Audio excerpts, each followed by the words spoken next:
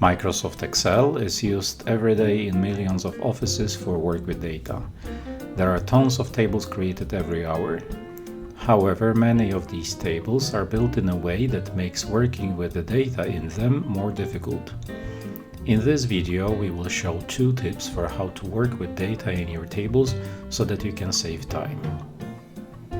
If your table contains data that can be grouped, you may want to have section headers in your table.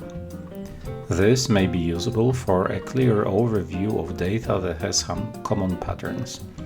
For instance, if you have sales data for some regions showing sales per salesperson, you may want to display the data so that the name of each region is shown as a section header, a row that spans over all columns.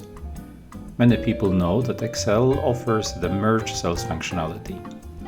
To merge cells, simply mark the cells you want to merge and click on the Merge and Center button. This will merge the selected cells into one and center the contents of the newly created cell.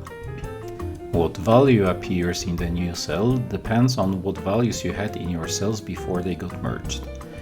When merging cells, Excel will take the upper leftmost value in the selected region. In our case, if there was a value in the leftmost cell, it would appear in the merged cell. However, if you leave the leftmost cell empty, then Excel will take the first value it encounters moving to the right and bottom and use it as the value of the merged cell. Merging and centering cells may be a quick way of achieving a graphical effect in your table, but has one disadvantage. It makes selecting columns and consequently performing operations on them not possible. This is due to the fact that as soon as Excel encounters a merged cell when selecting data, it automatically expands the selection, and since the merged cell spans over a number of columns, then it is not possible to select only one column. You can achieve the same graphical effect but keep cells intact and keep the possibility of selecting columns in another way.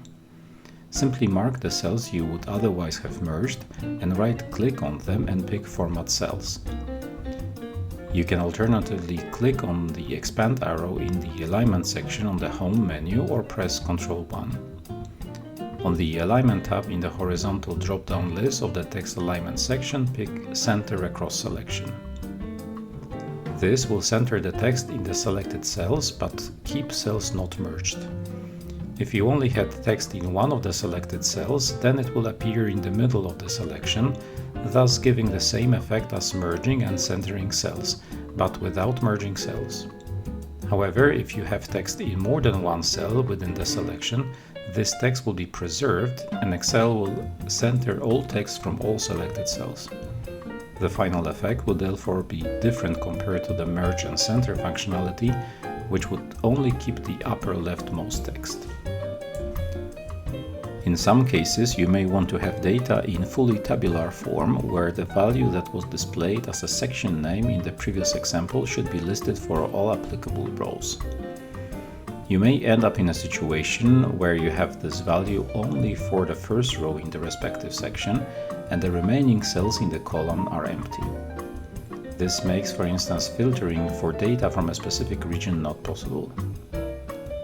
You can of course manually copy values between cells, but if there are many sections, it may take some time.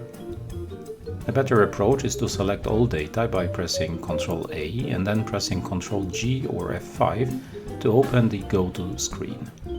This screen is very useful if you want to move focus to a specific cell without scrolling, just by typing its reference.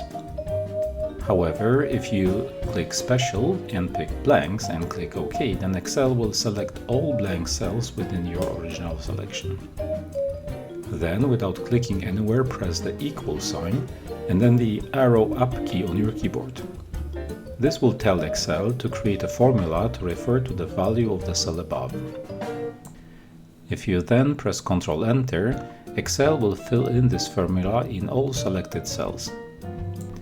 And since the cells that are selected now are blank, Excel will fill this formula in only the empty cells and will leave the other cells unchanged. This works not only for one column but also for more.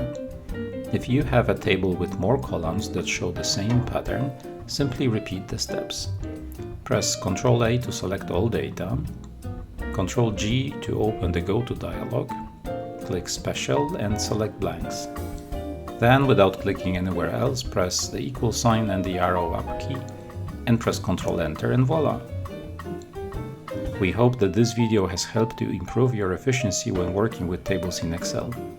Make sure to check our other videos to learn more about various Office applications.